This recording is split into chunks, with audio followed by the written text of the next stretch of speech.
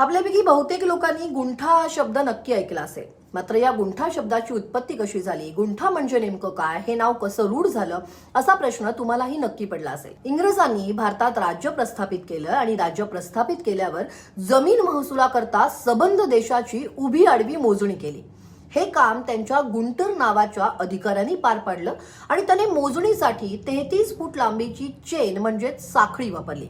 त्याला ते Gunter chain असं म्हणत असत. त्यामुळे 33 बाय 33 फूट गुंटर चेननं मोजलेला जमिनीचा तुकडा म्हणजे एक गुंटर म्हणजे एक गुंठा हे रूढ झालं. 40 गुंठे म्हणजे 1 एकर जमीन. यामध्ये जमिनीची लांबी आणि रुंदी या 2 बाजू असतील. त्यांचा गुणाकार करायचा. येणारं उत्तर हे जमिनीचं क्षेत्रफळ असेल आणि या क्षेत्रफळाचा 1089 सोबत भागाकार करायचा. म्हणजे आपली जमीन किती गुंठे आहे याचं उत्तर मिळेल.